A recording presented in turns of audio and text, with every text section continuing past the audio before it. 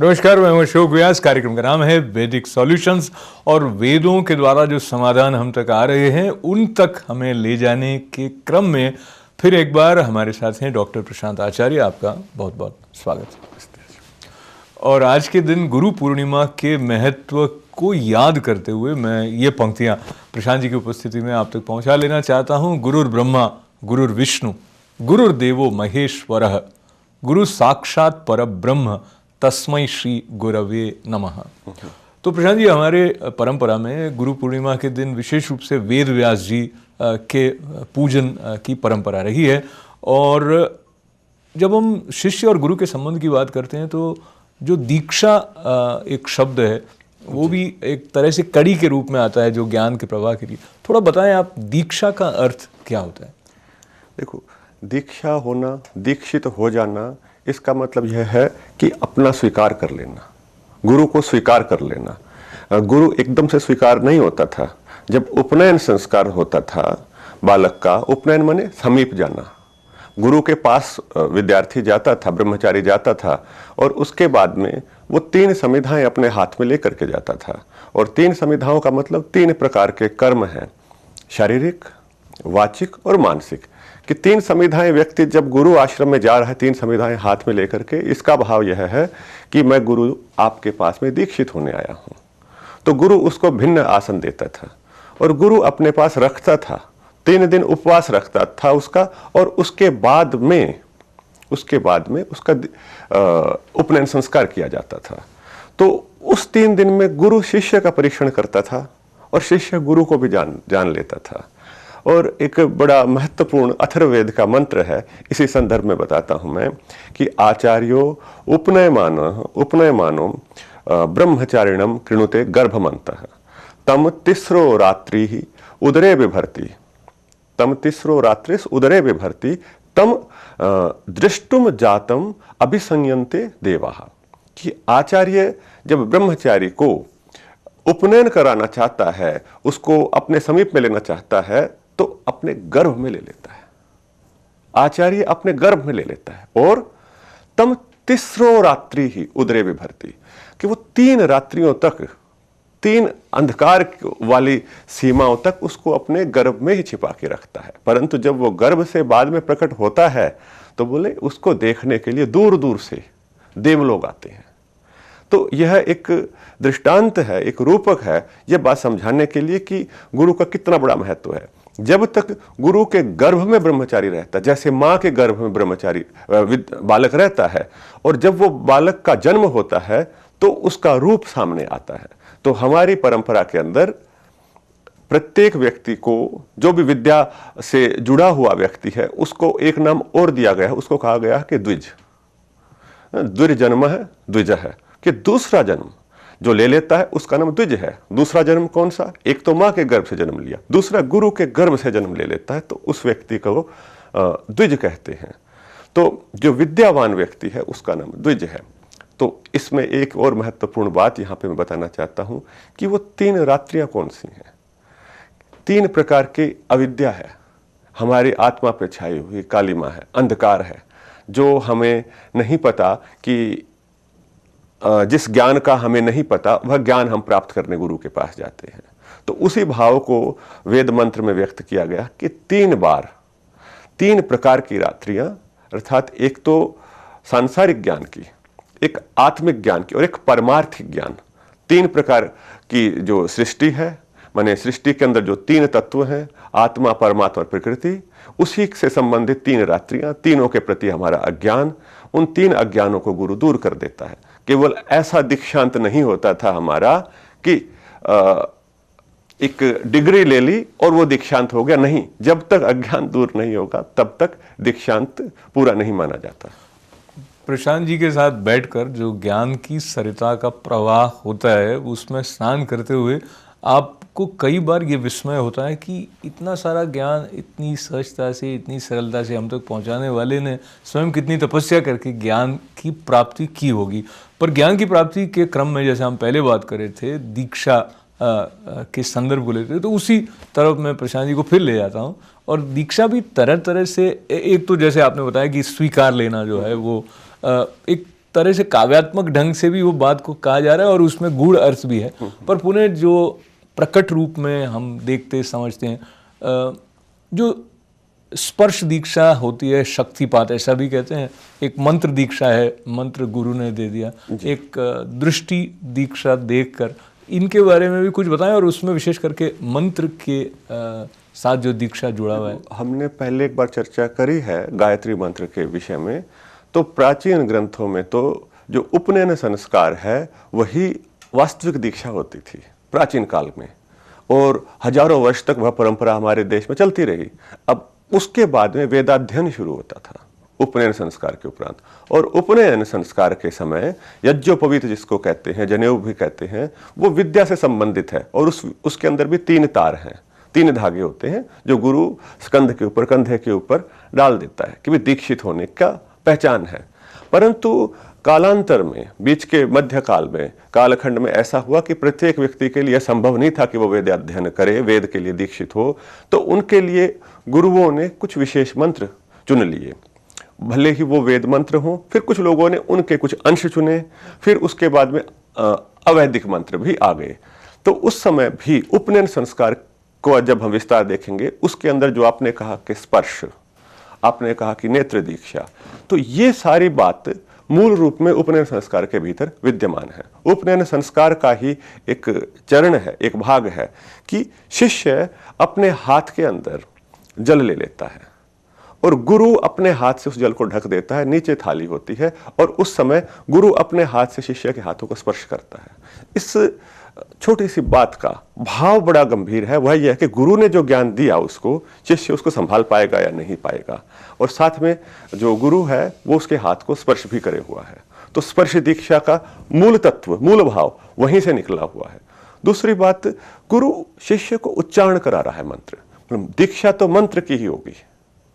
मंत्र माने रहस्य, ज्ञान देना, वही ज्ञान गुरु शिष्य को देगा, परंतु देने का जो क्रम है उसमें स्पर्श भी होगा और उसमें दर्शन भी होगा। क्या तो जब उसके अंदर जब गुरु दे रहा है ज्ञान शिष्य को, तो शिष्य से वो मंत्र को उच्चारण करा रहा है साथ के साथ। वो कहता है ओम भूर्भुवस्व, शिष्य मेरे साथ बोलो, और जब तक शुद्धोच्चारण नहीं होता तब तक रिपीट कराया जाता है, उसको साथ साथ बोलवाया जाता है, और कह देता है गुरु तो कि देखो यह मंत्र जो मैं तुझे देता हूं, जो गायत्री मंत्र के रूप में, कि यह मंत्र तेरी रक्षा करेगा। जो तेरे परिवार के लोग, माता पिता आदि जो अभी साथ नहीं रहेंगे, तो मंत्र तेरे साथ रहेगा। इस मंत्र के भाव से, माध्यम से तू मुझे याद कर सकता है, तू परमात्मा को याद कर सकता है। गुरु एक माध्यम है परमात्मा को प्राप्त कराने का। मैं एक बार फिर से एक बार स्पष्ट कर दूं यह बात कि गुरु आपको दिशा दे देता है, आपकी दशा जान करके आपको उचित दिशा दिखा सकता है, उसका नाम गुरु है। यद्यपि जिससे भी आप सीखेंगे, जो गु से रू की ओर ले जाए, जो तमस से प्रकाश की ओर, अंधकार से प्रकाश की ओर ले जाए, अज्ञान से ज्ञान की ओर ले जाए, उसका नाम गुरु है। परंतु ऐसे तो संसार में जिससे भी हम कुछ सीखते हैं वह हमारा गुरु है, परंतु गूढ़ार्थ में गुरु उसको ही कहा जाएगा जो आपको आध्यात्मिक ज्ञान दिलाए। उसी गुरु को हम वास्तविक गुरु कहेंगे। आपके साथ जहाँ पर आपने बात को विराम दिया है, मैं वही सोच रहा था कि जब हम लोग गुरु के पास शिक्षा या ज्ञान और अंधकार से प्रकाश इत्यादि, तो कई बार ऐसा होता है कि और वैदिक सॉल्यूशंस कार्यक्रम का नाम है, तो हम अपने समस्याओं के समाधान ढूंढने के लिए अगर ये देखें कि शास्त्र हमें कैसे संकेत करेंगे, गुरु हमें कैसे बताएंगे, तो कई बार ऐसे देखने में आता है, या शायद मैं गलत हूँ, पर हम जिस बात को अपनी समस्या समझकर उनके सम्मुख जाते हैं तो वो हमें ये दृष्टि प्रदान करते हैं जिससे कि जो हमारी समस्या है वो समस्या नहीं रह जाती है, दूर नहीं हो जाती है, पर हमें समस्या के साथ जुड़ने का जो हमारा ढंग है वो बदल जाता है। क्या ये बात ठीक है? जी, ये बात आपकी बिल्कुल ठीक है। देखो, एक आप ऐसे व्यक्ति विशेष के पास जा रहे हैं जो बड़ा अनुभवी है, ज्ञानी है, उसके पास जाने मात्र से भी आपको बहुत ज़्यादा लाभ होगा। मैं अपने अध्ययन काल को स्मरण करता हूँ। जब मैं घूमंतु था, घूम रहा होता था, तो एक गुरु थे, उनके पास हम जाते थे और समस्या लेकर के जाते थे। प्रश्न बहुत होते थे, माने उन प्रश्नों को आप ऐसा नहीं समझ सकते इसको आप समस्या से कह रहे। मेरी शंकाएं होती थी, तो शंकाओं को लेकर के जाता था, स्वामी जी के पास जाके बैठते थे, तो वो प्रश्न ही समाप्त हो जाते थे। मैंने कहा कि स्वामी जी कि आपके पास आने से मैं प्रश्न भूल जाता हूं।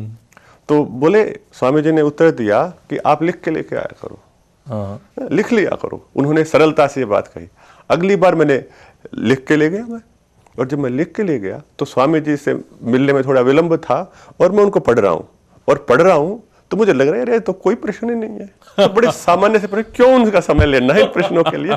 तो ये विशेषता होती है। माने जो आध्यात्मिक रूप से उन्नत संत होते हैं, सन्यासी होते हैं, या महापुरुष जो भी कहिए आप, तो उनके पास जाने से ही आपको एक आध्यात्मिक आनंद की प्राप्ति हो जाती है। आपको अंदर संतोष का अनुभव, शांति का अनुभव होता है, और जब वह अंदर की शांति का अनुभव होता है तो जो हमारी गुत्थियां वो वैसे ही सुलझ जाती हैं। वो प्रश्न महत्वपूर्ण नहीं रहते जिनको हमने बड़ा महत्वपूर्ण माना हुआ होता है। ये जो बात है कि वो प्रश्न जो हमारे लिए पहले महत्वपूर्ण होते हैं और एक दृष्टि बदलने के बाद महत्वपूर्ण नहीं रह जाते हैं, ये जो बीच की जगह है जहाँ दृष्टि बदल रही है, वहाँ हमें से कई लोग सोचते हैं कि ये जो सारी बात है जो कि उस तरफ की बात है जहाँ दृष्टि बदल जाती है, वो अव्यावहारिक बात है। व्यावहारिक बात यह है कि मेरी समस्या सत्य है और हम उस समस्या से छूट जाएं, ऐसा उसको हटाए बिना जो छूटना है वो भाग जाना है समस्या से। आप समझ रहे हैं, ये एक वहाँ पहुँच ही रहती है। इसलिए भी लोग आध्यात्मिक मनुष्यों के पास जाने में कतराते हैं। उनको लगता है कि वो सचमुच जो उनकी समस्या जिसको कि वो पकड़ के रख लेना चाहते हैं वो उससे छुड़ा देते हैं, और वो एक तरह का छल है। नहीं, छल नहीं है। समस्या अपने आप में महत्वपूर्ण है, उसका समाधान भी महत्वपूर्ण है। समाधान समस्या से ज़्यादा महत्वपूर्ण है। यदि समस्या है तो समाधान है। अब देखिए, मैं आपको एक स्थूल मोटे उदाहरण से आपको समझाना चाहता हूँ कि हमें भूख लगती है, और भूख लगती है तो हमें खाने के लिए कुछ चाहिए होता है। और यदि हम आपके सामने कोई होटल है और बहुत, मान लीजिए कोई पिज़्ज़ा की शॉप है या और कुछ है, तो उसको देखते ही आकर्षण होगा और आप उसके अंदर चले जाएंगे। उसको अंदर देखने आपको विविध दुनिया भर की चीज़ें दिखाई देंगी। अंदर संतोष नहीं है तो आपके मन में कुछ और विचार घूम रहा है, और वह विचार घूम रहा है, आप उस शॉप से कुछ भी खरीदेंगे और खा लेंगे, और कुछ ऐसा भी खा लेंगे जो आपके स्वास्थ्य के लिए प्रतिकूल होगा। तो वास्तव में एक हमारी सहज भूख होती है, उसको तो हम पहचान ही नहीं पाते अपनी टेंशन में, अपने मन की अस्थिरता के कारण से। और जैसे ही आप किसी आध्यात्मिक रूप से उन्नत प्रकाशित व्यक्ति के पास जाते हैं तो आप अपनी स्वाभाविक अवस्था में आने लग जाते हैं। जो इम्पोज्ड बातें थी, जिसने आपके स्वभाव को ही बदल दिया था, वो बातें थोड़ी दूर हो जाती हैं वहाँ पे जाकर के। और जैसे ही आप वहाँ जाते हैं तो जो आपकी असली वास्तविक भूख थी वो उठ जाती है, और जो ये बाहरी भूखें हैं, व्यर्थ की जो डिजायर्स हैं, वो थोड़ी कम हो जाती हैं, जिस कारण आपको बहुत शांति मिलती है। छल नहीं है, परंतु जब आप संतुष्ट होकर के आते हैं तो संसार के अंदर आपके कार्य करने का दृष्टिकोण बदल जाता है, और आप अपनी समस्या से सच्चा न्याय कर सकते हैं। छल हम अब कर रहे हैं अपने आप से। आप देखिए, हमारी हेल्थ खराब है बहुत सारे लोगों की, फिर भी हम अपनी बॉडी को टाइम नहीं दे पाते। ये अपने साथ छल है। हम छल अपने साथ कर रहे हैं। हम अपनी आध्यात्मिक उन्नति कर सकते हैं, परंतु उसमें कहते हैं कि हमारे पास समय ही नहीं है, परंतु हमारे पास में पार्टी में जाने के लिए बहुत समय होता है, गप्पे लगाने के लिए समय होता है। तो हम वास्तव में अपने साथ अन्याय कर रहे हैं, अपने साथ छल कर रहे हैं। गुरु के पास जाने से तो वह जो अपने साथ छल है वह कुछ कम हो जाएगा, न कि हम संसार से छल करेंगे। संसार के अंदर यथार्थ रूप में रहने का ये मार्ग है। तो अब गुरु शिष्य के संदर्भ को लेकर आज की चर्चा शुरू हुई, उसमें दीक्षा के बारे में कुछ बारीकियां प्रशांत जी ने हमें बताई, और समय की सीमा को भी देखते हुए, लेकिन जो गुरु परंपरा, जो गुरुकुल में रहना होता था, वो जिस प्रकार से शिक्षा का आदान प्रदान था, वो स्वरूप तो अब लगभग नहीं के बराबर है। कहीं कहीं होगा तो होगा, पर फिर भी मोटा मोटी अलग अलग गुरुकुल हुआ करते थे, तो वो कहीं ना कहीं ब्रह्म ज्ञान की शिक्षा भी दे रहे थे। पर आपकी दृष्टि में कोई एक स्टैंडर्ड पाठ्यक्रम जैसा उस समय, उस काल में भी रहता था क्या? और जो शिक्षा दी जाती थी इस तरह से, तो उसका कोई विशेष लक्षण आपकी दृष्टि में क्या रहा होगा? देखो, विद्या या सविमुक्त, ये विद्या वह है जो आपको मुक्त कर दे। माने जैसे आप इन्वेंशन कर रहे हैं तो इन्वेंशन भी अपने आप में एक मुक्ति का कारण है। जैसे मुक्ति का मतलब बंधन दूर होना। आपने कोई इन्वेंशन करी, आपने टेलीफोन वायरलेस का की इन्वेंशन हो गई हमारे पास में, तो इससे हमारा जो डिस्टेंस था वो कम हो गया, ये हमारी मुक्ति का कारण है। इसी प्रकार से यही विद्या है जो आपको मुक्ति की ओर ले जाए, आपका विकास कर रही है। तो गुरुकुल की जो परंपराएं होती थी वो सर्वांगीण होती थी, माने उसके अंदर हर पहलू होता था, एकांगी नहीं होती थी। वो आपके स्वास्थ्य का भी ध्यान रखते थे, नेचर के साथ जुड़ाव वहां पर होता था, मैंने फिजिकली, मैं स्थूल रूप से कह रहा हूं, और गुरु और शिष्य के बीच में एक संबंध स्थापित होता था। वह संबंध बड़ा महत्वपूर्ण है। आज वह हमने संबंध समाप्त कर दिया। आचार्य उस गुरु को, विद्या के गुरु को आचार्य कहते थे। तो आचार्य शब्द का अर्थ, आचार्य कस्मात् निरुक्तकार कहते हैं आचिनोति अर्थान आचारम ग्राह्यति आचिनोति अर्थान बुद्धिमिति वा आचार्य, कि जो आचरण की शिक्षा देता है आपको, जो आपको व्यवहार जीना कैसे है, किस व्यक्ति के साथ में कैसा व्यवहार करना है, यह भी सिखाता है। ये मानव जीवन का एक बहुत बड़ा हिस्सा है कि उसको सोसाइटी में कैसे रहना है, कैसे बिहेव करना। केवल इतना ही नहीं है कि जो सोसाइटी के रूल्स हैं, जो गवर्नमेंट द्वारा इंप्लीमेंट रूल्स हैं, उनको ही हमें फॉलो करना है। हमने माता पिता के साथ कैसे व्यवहार करना है, अध्यापक के साथ कैसे व्यवहार करना है, भाई बहनों के सबके साथ कैसे व्यवहार करना है, ये भी सारा गुरु सिखाता था।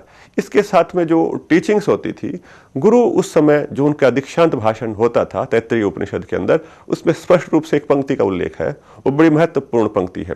वो यहाँ के लिए भी, माने वेस्ट के लिए भी, और भारतीय परंपरा के जो लोग हैं उनके लिए बड़ी महत्वपूर्ण है। प्रशांत जी को थोड़ा सा इंटरप्ट करते हुए, अगर समकालीन समय में दीक्षांत समारोह का पैरेलल वर्ड अंग्रेजी में देखें तो ग्रेजुएशन सेरेमनी जो होती है वो संभवतः ऐसी, क्योंकि जब आप वहाँ से ग्रेजुएट होकर निकल रहे हैं तो आपकी पढ़ाई पूरी हो गई और अब आप निकल रहे हैं, तो उस समारोह में अब यहाँ भी ऐसी प्रथा है कि बड़े बड़े लोगों को बुलाते हैं, वो कन्वोकेशन सेरेमनी में कुछ एड्रेस करते हैं। पर आज के ऋषि जैसे स्टीव जॉब्स कहीं गए तो यूट्यूब पर आप वो भी सुन सकते हैं इत्यादि। पर उस समय दीक्षांत समारोह में किसी को बुलाया भी जाता है या गुरु ही संबोधित करते हैं? जैसे वो मैंने मंत्र पहले बताया आपको, तम दृष्टुम जातम अभिसंयंति देवाः, कि देव लोग, ऐसे जो समाज के बड़े महत्वपूर्ण लोग थे उनको देव कहा गया।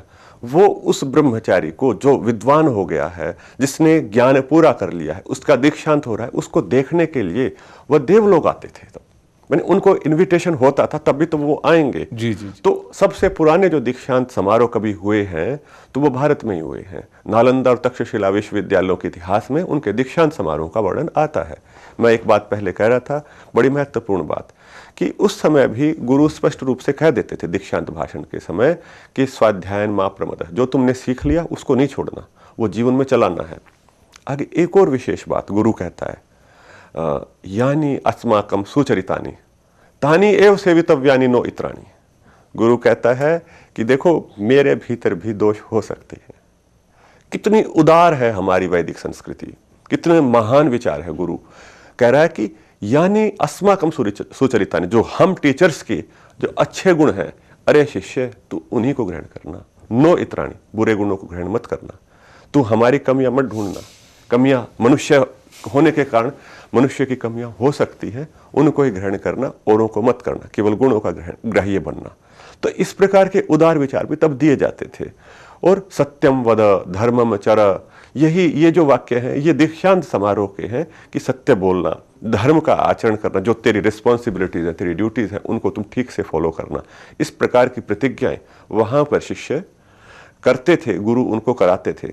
और एक आधुनिक समय के भी गुरु शिष्य जिस परंपरा में हम भी हैं, उसका भी मैं दृष्टांत देना चाहता हूं इस कार्यक्रम में जी। कि महर्षि दयानंद जी की जब शिक्षा पूरी हुई, गुरु विरजानंद जी के पास वो पहुंचे, और शिष्य सन्यासी थे। सन्यासी के पास में देने के लिए कुछ नहीं था। एक और महत्वपूर्ण बात यहां पर हमें जान लेनी चाहिए कि धन से शिक्षा नहीं मिलती थी, धन नहीं दिया जाता था। गुरु पैसे से नहीं पढ़ाते थे। वो कहते थे जब मैं विद्या पूरी करा दूंगा तब तुम्हें दक्षिणा देनी है।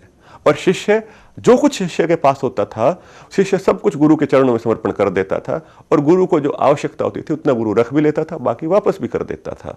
जैसे द्रोणाचार्य का उदाहरण है, तो ऐसे बहुत सारे उदाहरण हैं। तो जब ऋषि दयानंद की शिक्षा पूरी होती है और वो विरजानंद जी के पास, स्वामी विरजानंद जी के पास जाते हैं, तो उनके पास कुछ नहीं था, सन्यासी थे, तो वो कुछ लौंग लेके जाते हैं। गुरु जी को लौंग प्रिय थे, कभी कभी लेके जाते थे। तो गुरु जी के पास लौंग रख देते हैं दयानंद जी और कहते हैं कि गुरुजी आप इनको स्वीकार कीजिए दक्षिणा के रूप में। गुरुजी कहते हैं कि मुझे तेरे लौंग नहीं चाहिए, मुझे तो कुछ और चाहिए। दयानंद कहते हैं कि मेरे पास और है ही क्या? तो गुरु कहते हैं मुझे तो तेरा पूरा जीवन चाहिए। जो मातृभूमि है, जो राष्ट्र है, वो आग में जल रहा है, अज्ञान की आग में। तुझे केवल ब्रह्म ज्ञान की प्राप्ति करके जंगलों में नहीं रहना है, तुझे तो इस संसार में दहकती हुई जो अग्नि उसको बुझाना है। दयानंद जी कहते हैं क्या मैं कर पाऊंगा, मैं क्या कर पाऊंगा इसके लिए, मैं तो छोटा सा एक अंश मात्र हूं।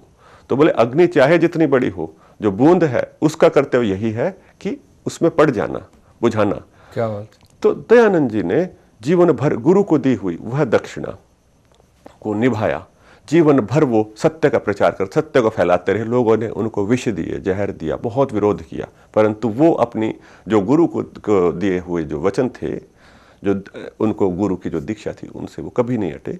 तो इसी प्रकार के एक आदर्श शिष्य का दृष्टांत उन्होंने स्थापित किया। गुरु शिष्य परंपरा में जहाँ आचार्य स्वयं हैं, डॉक्टर प्रशांत जी ने स्मरण किया स्वामी विरजानंद जी का, स्वामी दयानंद सरस्वती जी का, वहीं न केवल स्वामी विवेकानंद और रामकृष्ण परमहंस, और भी इस तरह के गुरु शिष्य युग्म जो हमारी परंपरा में, उसके साथ साथ जो अवतार रूप में आए, तो कृष्ण भगवान के भी गुरु, रामचंद्र जी के भी गुरु, तो गुरु का महत्व तो बहुत है। पर फिर प्रश्न ये आता है कि सच्चा गुरु कौन है? ये भी आजकल कसौटी क्या सही गुरु की हो सकती है? कसौटी, देखो ये भी एक बहुत महत्वपूर्ण बात आप पूछ रहे हैं, और जो हम धार्मिक रूप से आगे बढ़ने वाले व्यक्ति हैं उनको इस विषय पर ध्यान देना चाहिए कि हम जब गुरु की बात करते हैं, हम बाजार में जाते हैं कुछ भी चीज़ लेने के लिए, बड़ा परीक्षण करते हैं, पर गुरु को एकदम से अपना लेते हैं। किसी की कहीं पर संतुष्टि होती है, किसी की कहीं पर संतुष्टि होती है। तो इस प्रकार से गुरु की कसौटियाँ अनेक शास्त्रों में अनेक स्थलों पर बताई गई हैं, पर फिर भी कुछ जो आधारभूत बातें हैं वो मैं बताना चाहूँगा कि जो आपका स्तर है, जिस लेवल के ऊपर आप जी रहे हैं, वो उससे ऊंचा स्तर हो, ये प्रथम कसौटी गुरु की।